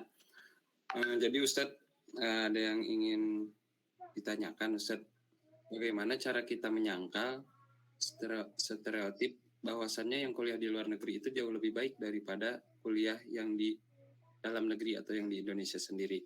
Karena mungkin tidak semua orang bisa mendapatkan kesempatan kuliah di luar negeri. Mungkin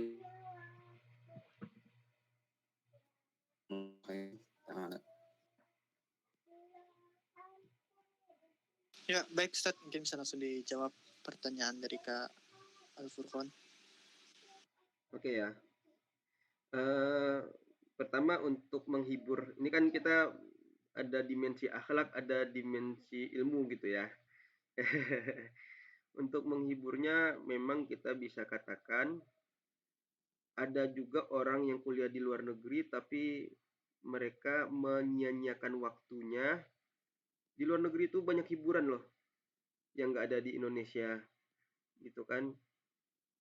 Kalau di Mesir itu orang-orang mereka ada yang tergiur buat nyari duit sebagai pemandu wisata. Soalnya henti-hentinya tamu-tamu dari Indonesia datang gitu loh. Jadi niat awalnya mau jadi pelajar, nyampe di Mesir, diajakin sama seniornya, bantu-bantu yuk, ngapain? Ada tamu 20 orang dari Lamongan, ngapain itu? Mau ziarah ke makam Imam Syafi'i. Ntar kamu saya kasih deh, kayak gitu. Jadi kayak gitu bisa misorientasi sehingga nanti dia nambah tahun nambah kaya gitu. Bukan lulus kuliah kayak gitu kan. Kalau misalnya kondisinya nggak membutuhkan untuk kerja tapi dia lebih memilih untuk mengumpulkan uang padahal dia pamit sama orang tuanya di awal pengen belajar, pengen diharapkan sama orang tuanya cepat-cepat pulang untuk kembali lagi ke orang tuanya. Misalnya kayak gitu kan. Akhirnya maaf ya Bu, ini baru terima raport ternyata saya ngulang lagi karena di Al Azhar itu sistemnya naik kelas gitu. Misalnya di semester ganjil ada 7 mata kuliah, di semester genap ada 6 mata kuliah, misal jadi 13 mata kuliah.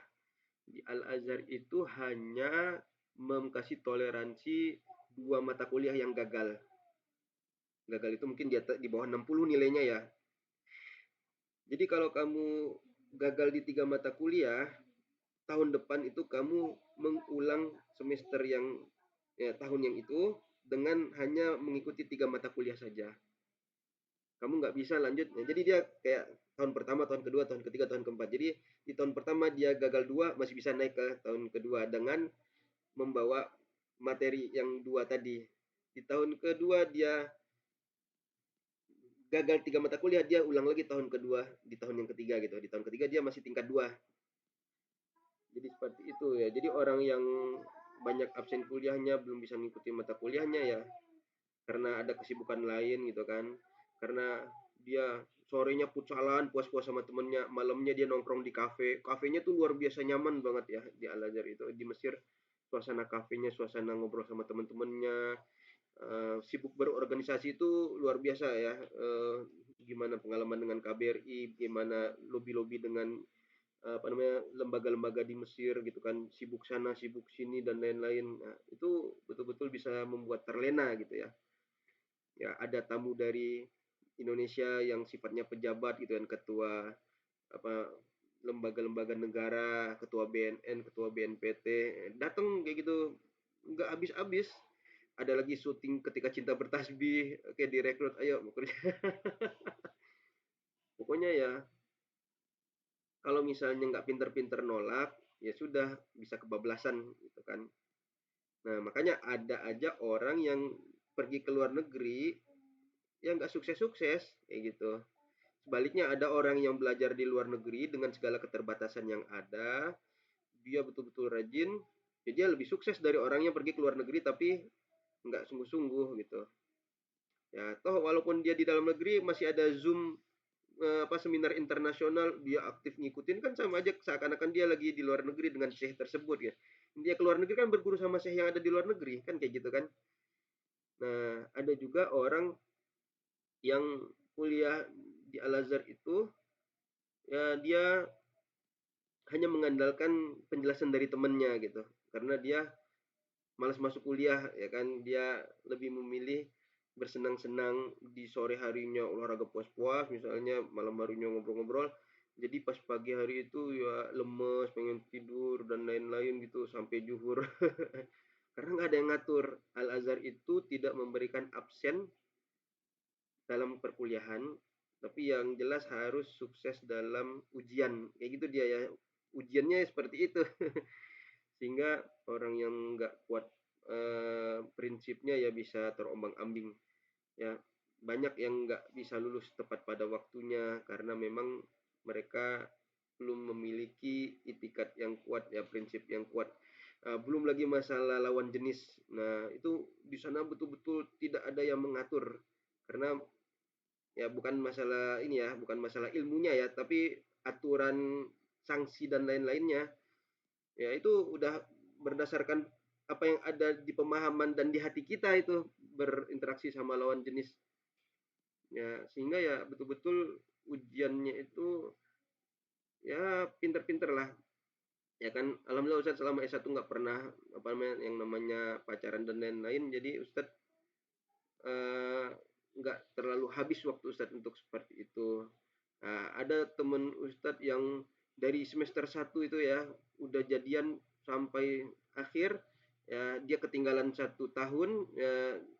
Yang ceweknya ini udah pulang duluan ke Indonesia, akhirnya karena jaraknya jauh atau apa gitu kan putus gitu. Jadi selama 4 tahun bersama-sama dinikahi sama temennya sendiri yang satu angkatan sama kita. Ya Allah kasihan gitu. Ya sudahlah nggak apa-apa, namanya juga belum jodoh. Tapi ya waktu yang dipakai bersama-sama itu kok kayaknya sayang gitu ya. Kalau misalnya seandainya waktu itu dipakai buat duduk bersama Syekh membaca sebuah kitab, itu manfaatnya kan luar biasa. Dia bisa bawa ilmunya pulang ke Indonesia karena dia bisa duduk dan ngobrol-ngobrol diskusi tentang keilmuan. Ya kan duduk diskusi tentang keilmuan hanya di sana bisanya kan gitu, secara langsung offline gitu kan. Nah, maka tidak semua orang yang kuliah di luar negeri itu bisa sukses tergantung usahanya juga, tergantung prinsipnya, tergantung bagaimana dia menyikapi diri ketika ada tawaran-tawaran yang menggiurkan terkait dengan kerja, terkait dengan hal-hal lain. Kayak gitu. Tapi kita nggak bisa pungkiri di Mesir tuh banyak ulama-ulama yang jauh lebih hebat daripada yang di Indonesia gitu kan. Ya, cara berbicaranya, cara mereka menyatakan sebuah permasalahan itu, mempretelinya itu luar biasa. Ya, jadi bilang aja kalau kamu keluar negeri cuma jadi TKI ngapain jauh-jauh gitu. Ya, kira-kira gitu. Iya, Ustaz. Mungkin pandangan stereotip seperti yang disampaikan ke Al-Furqan ini sudah membaur paradigma para kaum mahasiswa seperti kita. Pandangan seperti penilaian yang tidak seimbang ini, Ustaz. Padahal saya teringat sebuah kalimat. Banyak orang yang berada di tempat-tempat besar, di kampus-kampus besar untuk meninggikan namanya. Namun ada orang yang berada di tempat-tempat kecil dan dia yang meninggikan nama kampus tersebut. Mungkin saya teringat dengan kata-kata itu, Ustaz. Luar biasa. Jadi, baik, mungkin sudah masuk di acara penghujung, Ustaz. Untuk kawan-kawan dimohon untuk on cam agar muka-mukanya yang cakep, yang ganteng, yang cantik ini bisa kelihatan. Karena sedang direkod nih. Iya, terima kasih. Untuk penutup, Ustaz, bisa closing statement-nya 3 menit, Ustaz. Oke, 3 menit ya. Ya, Iya, alhamdulillah.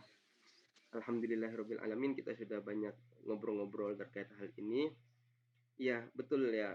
Ustaz punya teman, dia dulu di kampus yang tidak ternama di Indonesia, tetapi dia bisa S2 dan S3 di Prancis. Ya kan? Waktu Ustaz tanya, "Kamu dari kampus mana sih S1-nya?"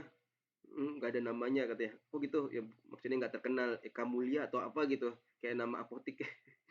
Ya, bukan bisa menyinggung nama kampusnya, tapi kampus itu tidak pernah muncul ke permukaan, tapi orangnya bisa S2, S3 lulus di Prancis, sudah doktor sekarang alhamdulillah, dan sudah punya startup di Indonesia ini. Nah, jadi ketika dia bersungguh-sungguh, intinya itu kesungguhan ketika saat ini kita mengalami prosesnya gitu.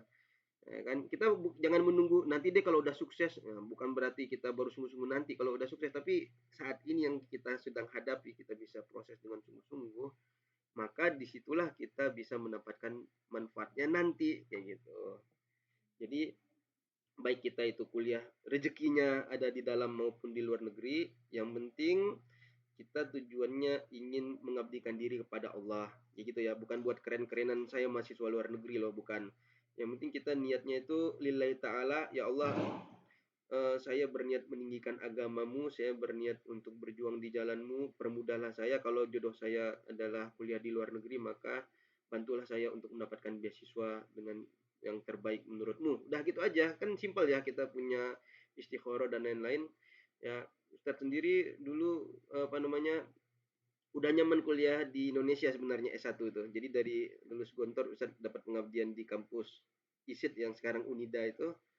Ya ada syarat pengabdian minimal setahun kan. Ya Ustadz udah nyaman gitu dengan dosen-dosen yang ada di sana, dengan suasana yang ada di sana. Tetapi ya itu Ibu Ustadz nge-SMS-nya, ayo coba kalau bisa 3M, kalau enggak Madinah, Mesir, Malaysia. Di situ Ustadz istikharah, ya Ustadz bilang sama Allah langsung, ya Allah, saya sebenarnya udah nyaman di sini kan, tapi karena orang tua pengen yang seperti ini, ya sudahlah, tiga-tiganya Ustadz masukin itu. Ustadz ke Madinah Muqobalah, ya umroh tahun 2008, Ustadz juga masukin berkas ke IIUM, yang Madinah belum rezeki, yang IIUM sudah dinyatakan lulus, tetapi ya itu Mesir duluan yang keluar pengumumannya itu. Nah, waktu itu ujian kemenak sudah dilakukan, terus IIU juga masukin berkas, diterimanya Mesir duluan, keluar visanya. Akhirnya sudah Ustadz ke Mesir. Kayak gitu. Itu kan terkait dengan rezeki juga, terkait dengan apa yang sudah Allah bagikan sama kita. Jadi kita terima apa adanya. Kalau kita memang di dalam negeri, yang penting apa? Niat kita jangan salah, yang penting usaha kita jangan kurang. Gitu ya kira-kira. Baik, Masya Allah, luar biasa hari ini santapan ilmu dari Ustadz Dede Permana pada kita semua. Alhamdulillah, mungkin yang bisa saya simpulkan di sini cuma sebagai kata-kata motivasi untuk memberikan semangat kepada kita semua. Berangkat dari tema kita, yaitu menggapai mimpi dengan berjalan pasti. Sikap yang optimis dan berani menaklukkan tantangan, itulah bentuk dari sebuah langkah yang pasti, agar bisa terwujudnya sebuah mimpi. Orang hebat tidak dihasilkan melalui kemudahan, kesenangan, dan kenyamanan. Mereka dibentuk melalui kesukaran, tantangan, dan air mata. Bangunlah dari mimpimu, melangkahlah dengan pasti, walau hanya dengan merangkak. Jangan pernah berhenti, niscaya kita akan berhasil. Baik, demikian mungkin kita berada di acara penutup. Sebelumnya pembacaan doa dulu dari saudara Ahmad Sifaul Abror. Dipersilahkan.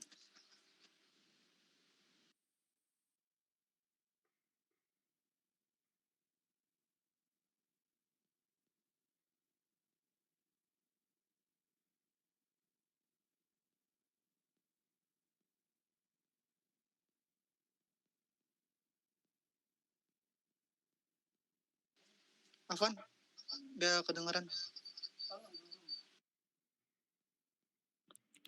Bismillahirrahmanirrahim. Assalamualaikum warahmatullahi wabarakatuh. Waalaikumsalam warahmatullahi wabarakatuh. Waalaikumsalam warahmatullahi wabarakatuh.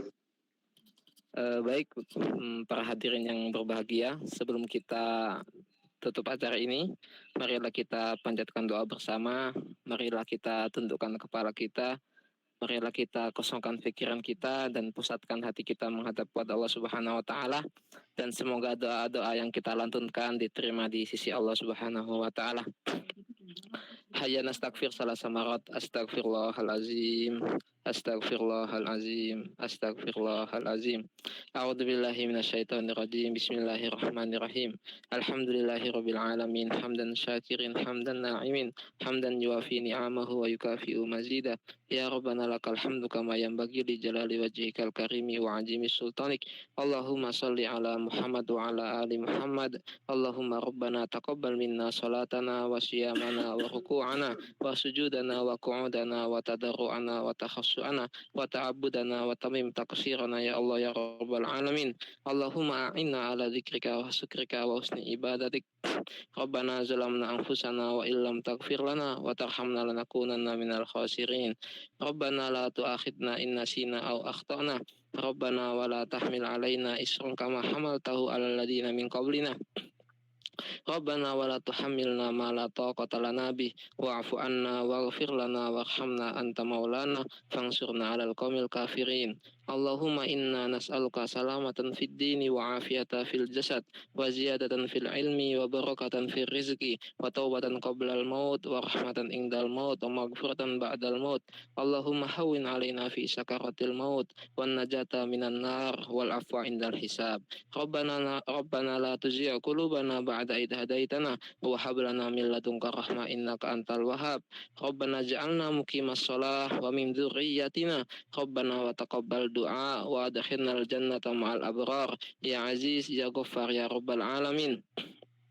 Allahumma aslih lana dinana alladhi huwa ismatu amrina wa aslih lana di dunyana alladhi fiha ma'asuna wa aslih lana akhiratana allati ilaiha ma'aduna waj'alil hayata ziyadatan lana fi kulli khairin waj'alil mauta rahatan lana min kulli syarrin. Allahumma inna na'udzubika minal hammi wal hazan wa na'udzubika minal ajzi wal kasal wa na'udzubika minal jubni wal bukhl wa na'udzubika min ghalabati daini wa qahri rijal. Allahumma inna nas'aluka ridhaka wal jannah wa na'udzubika min sakhatika wan nar. Rabbana shrah lana sudurana wa yassir lana umurana wa hlul 'uqdatam min alsinatina yafqahu aqwalana. Allahumma ij'alil qur'ana lana fid dunya qarina wa fil qabri munisa wa fil qiyamati syafi'a wa 'ala sirati nura wa ilal jannati rafiqa wa minan nari sitran wa hijaban wa ilal khairati kulliha dalilan wa imaman bifadlika wa karamika ya arhamar rahimin. Allahumma adfa'anna al-bala wal waba wal fakhsha wal munkar wal mihan wal fitan ma zuhara minha wa ma batan min baladina hadha khassa wa min buldanil muslimina 'amma innaka ala kulli syai'in qadir. Rabbana atina fid dunya hasanah wa fil akhirati hasanah wa qina adzabannar. Min fadlika subhana rabbika rabbil izzati amma yasifun. Wassalamun alal mursalin walhamdulillahi rabbil alamin. Wassalamualaikum warahmatullahi wabarakatuh. Waalaikumsalam. Waalaikumsalam warahmatullahi wabarakatuh. Alhamdulillahirrahmanirrahim. Sebelum mengakhiri, izinkan kami dari panitia agar kita bisa mendokumentasikan kegiatan pada pagi hari ini. Untuk kawan-kawan diharapkan untuk on cam, disertai dengan aba-aba dari sesi dokumentasi.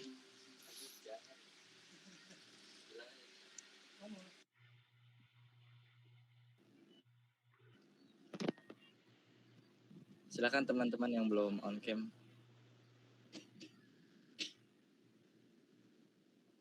Satu, dua,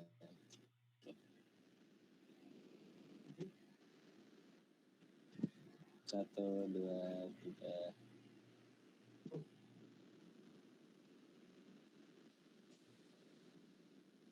Udah yang akhwat nggak mau on cam. Insyaallah, nggak apa-apa.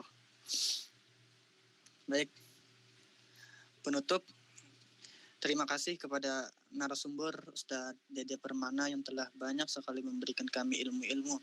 Semoga dengan kesempatan pagi ini kami bisa mengambil hikmah dan bisa juga mengambil apa yang telah Ustadz sampaikan kepada kami.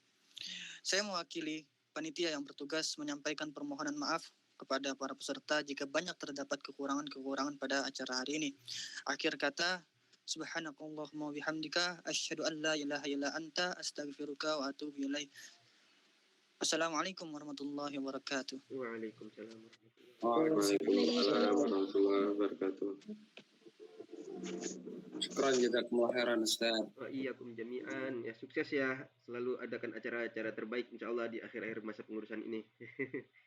Amin insyaallah Ustaz. Ya, alhamdulillah. Saya pamit ya. Assalamualaikum. Waalaikumsalam warahmatullahi wabarakatuh.